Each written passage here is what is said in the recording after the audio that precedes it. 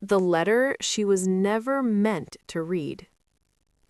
The envelope was never supposed to reach her.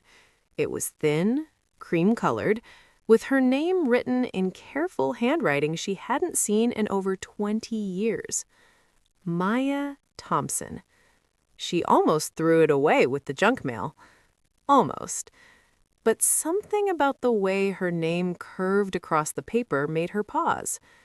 She stood in the doorway of her small Chicago apartment, keys still in hand, staring at it like it might disappear if she blinked. No return address, no stamp. Someone had slid it under her door. Her chest tightened. Maya didn't have enemies. She didn't have friends either, not the kind who showed up unannounced. She lived quietly, worked quietly, existed quietly. At 42, her life was a routine built from safety. Predictability meant no surprises, and no surprises meant no pain. But that envelope felt like a memory trying to come back to life. The life she settled for. Maya worked as a night cleaner in a downtown office building. No one noticed her, which was exactly how she liked it. She arrived after everyone left, cleaned the glass walls where important people held important meetings, emptied trash cans filled with half-eaten catered lunches. She had once wanted to be an architect. She used to sketch buildings in the margins of her notebooks in high school, towers shaped like spirals, homes wrapped around trees, bridges that looked like art. Her teacher had called her gifted, but life had other plans. Her mother got sick during her senior year, bills piled up, college dreams turned into hospital shifts and pharmacy runs. When her mom passed 2 years later, Maya packed away her drawings like they were embarrassing childhood toys. Dreams felt irresponsible when survival was the goal, so she survived, quietly. Until the letter. She didn't open it that night. She made tea, watched a game show, folded laundry, but the envelope sat on the table like it was watching her back. Finally, at midnight, she sat down and slid her finger under the seal. Inside was one sheet of paper and a photograph. Her breath caught when she saw it. It was her, 17 years old, smiling, holding a rolled-up set of drawings tied with a ribbon. Behind her stood Mr. Alvarez, her high school art and design teacher. He believed in her more than anyone. He had told her once, "You don't just draw buildings, Maya. You imagine worlds." Her hands trembled as she unfolded the letter. Maya, if you are reading this, then I am gone. I tried to find you for years. I asked old colleagues, searched online, even visited your old house once. Life kept moving, but I never forgot the most talented student I ever taught. You were accepted to the Chicago Youth Architecture Fellowship the year your mother fell ill. I fought to hold your place, but you never responded. I understood why. What I didn't tell you then was this. I created a small scholarship fund years ago. I named it after the student who reminded me why I became a teacher. You. The fund has grown. It now sponsors one adult student each year who had to give up their education. If you want it, it's yours. But more than money, I hope this letter reminds you of something important. You were never meant to disappear. Mr. Alvarez. Maya didn't realize she was crying until tears dripped onto the paper. For 20 years, she thought the world had forgotten her, but someone had remembered. Fear of wanting more.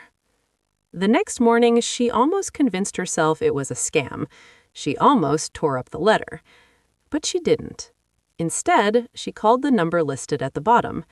Her voice shook as she spoke to the foundation director. Yes, the woman confirmed gently.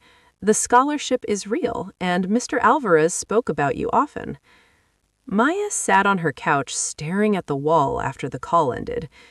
Going back to school at 42? Sitting in classrooms with students half her age? daring to believe she still had something to offer, it felt ridiculous, terrifying, selfish. But deep down, something else stirred, a small, stubborn spark she thought had died years ago. Hope. The first day back. The campus felt enormous, bright, loud, alive. Maya clutched her notebook like a shield as groups of young students hurried past her. She felt invisible again, but this time not in a safe way, more like a ghost walking through a life she should have had. In her first class, she chose a seat in the back. The professor, a woman with silver braids and sharp glasses, began discussing sustainable urban design. Her hand started moving before she realized it. Sketching. Ideas pouring out like they had been waiting behind a dam for decades. After class, the professor stopped her. "Did you draw this just now?" she asked, eyes wide. Maya nodded, embarrassed. The professor smiled. "You're not here to catch up. You're here to change the conversation." For the first time in years, Maya walked home feeling taller. The battle inside. But growth isn't a straight line. Some days Maya felt brilliant. Other days she felt ancient. She overheard classmates whisper, "Is that the teacher? Why is someone's mom in our group?" Each comment chipped at her confidence. One night, overwhelmed, she opened the old storage box under her bed. Inside were her teenage sketches. She spread them across the floor, surrounded by the dreams she once buried. "I don't know if I can do this," she whispered. But then she saw a note written in pencil on the back of one drawing. "Build spaces where people feel safe."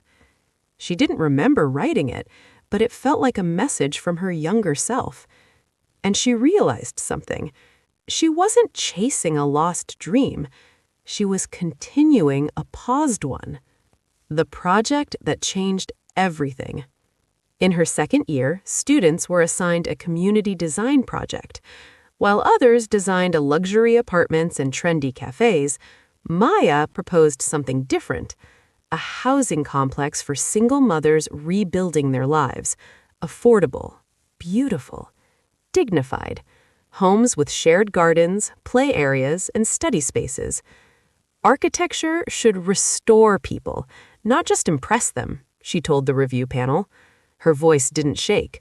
Her design won first place. But more than that, a nonprofit organization attending the showcase offered to fund the project in real life, not as a model, as a building. Maya stood outside the future construction site months later, hard hat on, watching the foundation being poured. Her hands trembled, not from fear this time, from pride. Full circle. On opening day, families moved into the completed building. Children ran through hallways filled with sunlight. Mothers cried in kitchens they could finally call their own. A plaque stood near the entrance, designed by Maya Thompson in honor of those who rebuild. Maya traced the letters with her fingertips. She had spent years believing her life had shrunk, but it hadn't. It had been waiting for the moment she was brave enough to take up space again. The last surprise. Weeks later, Maya received another letter from the foundation. Inside was a photo of Mr. Alvarez from his final year teaching. On the back, he had written, "I always knew you would build something beautiful. I just didn't know it would be yourself." Maya smiled through tears, because she finally understood. The letter she was never meant to read was the one that gave her life back. And sometimes the dream you think you lost is just waiting for you to come home to it.